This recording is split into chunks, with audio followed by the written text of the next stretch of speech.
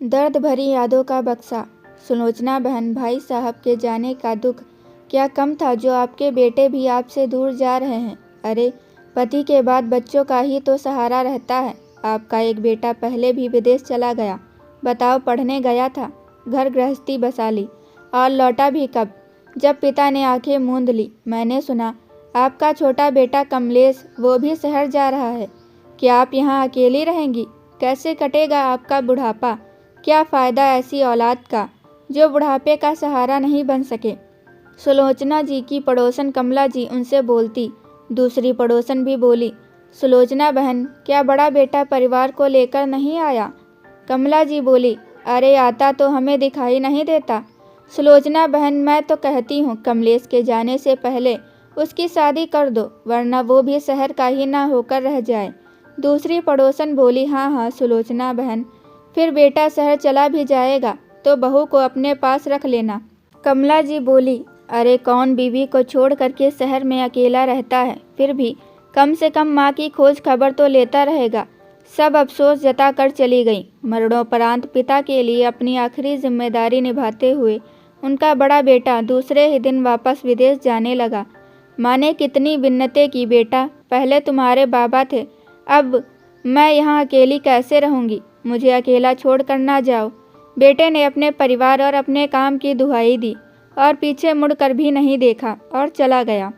सुलोचना जी पहले ही उससे संतोष कर चुकी थी, पर जब वो अपने पिता के क्रियाक्रम में आया तो माँ को एक आस लगी जो उसने बेरहमी से तोड़ दी। 2 महीने बाद सुलोचना जी कमलेश से बोली, बेटा कमलेश, मैंने कलेजे पर पत्थर रखकर तुम्हें पढ़ने के लिए शहर भेजा था, अब तुम शहर जाने से पहले मेरी एक ख्वाहिश पूरी कर दो। कमलेश बोला, हाँ माँ बताइए, क्या करना है? सुलोचना जी बोली, मैं चाहती हूँ तुम शादी कर लो, ऐसा ना हो कि अपने भाई की तरह तुम भी। कमलेश अपने भाई के व्यवहार के कारण अपनी माँ को और दुख नहीं देना चाहता था। उसने माँ की पसंद की लड़की सुनैना से शादी कर ली। करीब 15 दिन के बाद कमलेश बोला कि माँ, अब मुझे शहर जाना होगा, वरना यह नौकरी मेरे हाथ से चली जाएगी। आप चिंता ना कीजिए, मैं आपके खर्चे के लिए मैं वहाँ से मनी ऑर्डर भेजता रहूँगा। पहले एक बार अपनी गृहस्थी बसा लूँ, फिर आपको भी वहाँ बुलवा लूँगा। सुलोचना जी बोली, तो क्या बहू भी तुम्हारे साथ चली जाएगी? कमलेश बोला, हाँ, अब वहाँ यह नहीं जाएगी तो मेरे लिए रोटी कौन बनाएगा? शहर का खाना भी बहुत महंगा हो जाता है, तो इसे तो मेरे साथ जाना ही होगा। बेटे के सुख में उन्होंने अपने सुख को देखा और बेटे बहू को नम आंखों से विदा कर दिया। समय बीता। सुलोचना जी अकेली पुरानी यादों को याद करके मुस्कुराती और आंखों से आंसू भी बहा लेती। कमलेश बीच बीच में चिट्ठियां भेजता रहता और कुछ पैसे मनी ऑर्डर कर देता था, लेकिन बड़ा बेटा तो जो गया तो कभी खोज खबर भी नहीं ली। सुलोचना जी के 2 बेटे, एक रमेश, दूजा कमलेश। रमेश तो पिता से लड़ झगड़ कर खूब मोटी रकम लेकर पढ़ने के लिए शहर गया और फिर शहर से ही विदेश चला गया था, जिसके गम में उसके पिता भोला बाबू ने बिस्तर पकड़ लिया था।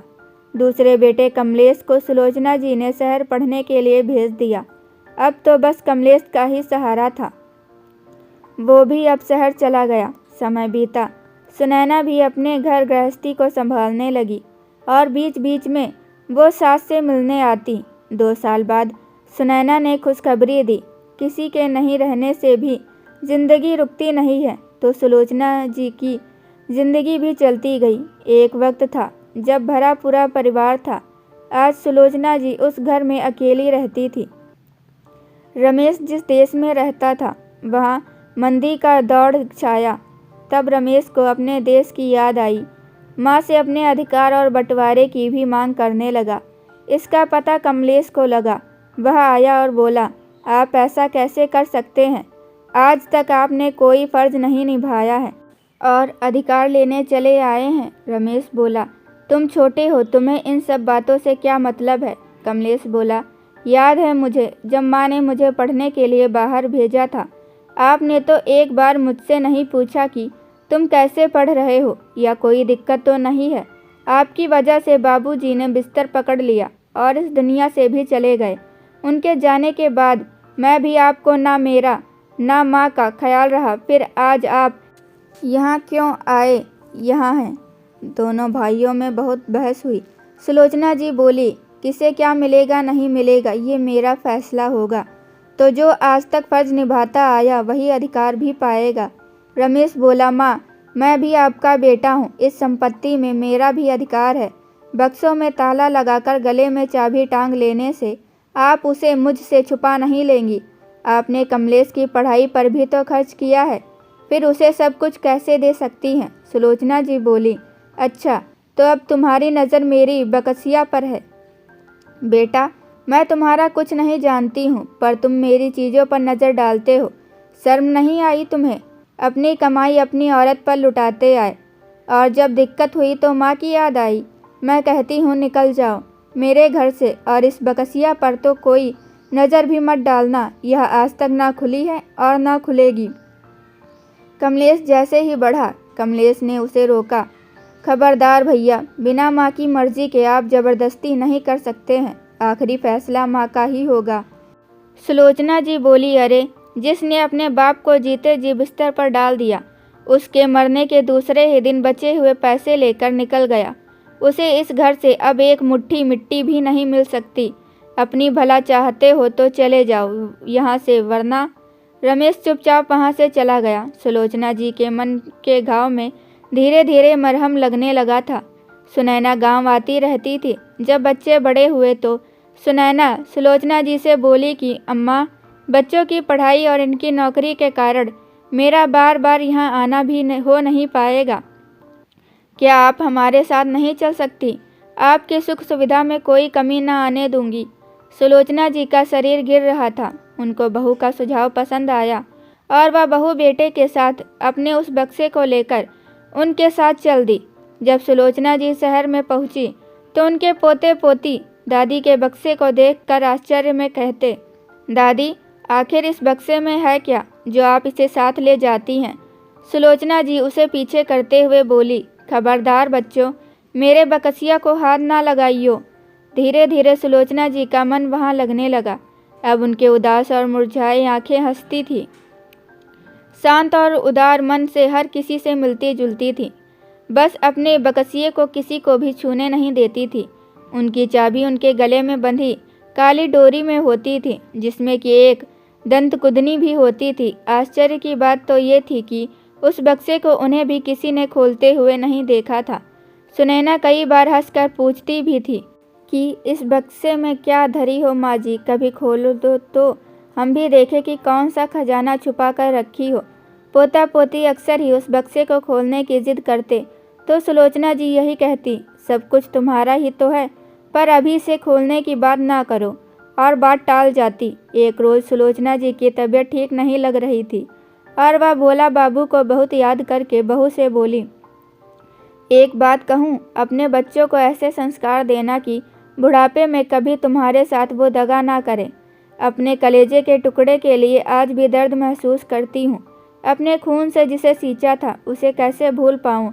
सुनैना बोली, माँ जी, मैं आपके दर्द को समझ सकती हूँ कि आपको जेठ जी की याद आती है। सुलोचना जी बोली, मैंने तो अपनी ममता में कोई कमी ना की, पर वह अपनी माँ को कैसे भूल गया। आज मैं सवेरे सोना चाहती हूँ, मुझे खाने के लिए नहीं जगाना। इतना कहकर वह अपने कमरे में चली गई और ना जाने कब सो गई। कमलेश आया, माँ को पूछा तो सुनैना बोली, माँ जी ने कहा था कि वो सोना चाहती हैं और रात के खाने को उन्हें जगाया ना जाए। कमलेश बोला कि ये कैसे? माँ बिना खाए सोने चली गई। माँ, ओ माँ, चलो मेरे साथ ही एक रोटी खा लो। लगता है आज सबने ही परेशान किया, तभी बक्से को पकड़ करके सोई हूँ। कमलेश के बार बार कहने के बाद जब सुलोचना जी ने जवाब नहीं दिया, कमलेश घबरा गया और उन्हें स्पर्श करके देखा। सुलोचना जी का शरीर बिल्कुल ठंडा हो चुका था। कमलेश ने सुनैना को आवाज़ लगाई। सुनैना भाग करके देखने आई। तब सुलोचना जी के चेहरे पर एक संतोष का भाव था, मानो वह निश्चित होकर अगली यात्रा पर निकल रही थी। सुलोचना जी के शरीर को उनके पैतृक गांव में ले जाया गया। वहां विधि विधान के अनुसार उन्हें तैयार किया। उनके गले से काली डोरी और चाबी निकाली गई। क्रियाकर्म समाप्त होने के बाद जब सब वापस आए तो कमलेश ने वो काली डोरी से चाबी निकाली। सुनैना बोली, बाकी के काम बाद में करना, पहले तो बक्सा खोलो और हमें दिखाओ कि इसमें कौन सा खजाना है। जैसे ही बक्सा खुलने लगा, बच्चे आसपास खड़े हो गए। अरे यह क्या? पुरानी पोस्ट कार्ड, पुराने मनी ऑर्डर की रसीद और यह धुंधली सी होती चिट्ठियाँ। इनमें से कुछ चिट्ठियों में स्याही भी फैली हुई थी, मानो किसी के आंसू ने उन्हें फैला दिया हो। ये सब आखिरी किसकी चिट्ठियाँ हैं और इसे माजी बक्से में क्यों रखती थी? सुनैना ने पूछा तो कमलेश के हाथ काँप रहे थे। आंखों से आंसू भी रुकने का नाम नहीं ले रहे थे, मानो वह उन चिट्ठियों को पहचानता था। और क्यों नहीं पहचाने, क्योंकि वह सभी चिट्ठियाँ कमलेश ने माँ को लिखी थी। सुनैना कमलेश को झकझोरते हुए बोली, आप कुछ बताते क्यों नहीं हैं? यह किसकी चिट्ठियाँ और पोस्ट कार्ड हैं? आखिर बात क्या है? आप रो क्यों रहे हैं? कमलेश रोते हुए बोला, सुनैना ये मेरी लिखी गई चिट्ठियाँ हैं। जब बाबूजी बिस्तर पर थे और माँ ने मुझे पढ़ने के लिए शहर भेज दिया था। भैया ने तो पहले ही हमसे नाता तोड़ लिया था, इसीलिए वक्त निकाल करके मैं माँ को चिट्ठियाँ भेजता रहता था ताकि उसे अकेलापन महसूस ना हो। कॉलेज के दिनों में ट्यूशन पढ़ा करके माँ के लिए कुछ पैसे मनी ऑर्डर करता था। यह उनकी रसीद है। स्कूल से लेकर कॉलेज तक की पूरी पढ़ाई के दौरान जितनी भी चिट्ठियाँ मैंने माँ को लिखी थी, वह सब माँ ने आज तक संभाल कर रखी थी। इतना कहते कहते कमलेश दहाड़ मार कर रोने लगा। माँ, मैं तो यह सब भूल चुका था, पर आपने सब याद रखा। मेरे पाई पाई का हिसाब आप रख पर कभी जताती नहीं थी। लौट आओ ना माँ, कुछ वक्त और मेरे साथ बिताती, कम से कम जी भर के आपकी सेवा ही कर लेता। कैसा अभागा मेरा भाई है जो माँ के इस दर्द में शामिल नहीं हो सका और ना ही उन्हें कुछ अच्छी यादें दे सका। सुनैना की भी आंखें भीग आईं। आज उसे एहसास हुआ उसकी सास उसके लिए यादों का खजाना, जो किसी भी संपत्ति से कम नहीं था, वो छोड़ गई थी। यह स्टोरी अगर आपको पसंद आई हो तो वीडियो को लाइक कीजिए और मेरे चैनल को सब्सक्राइब कीजिए। Thank you for watching.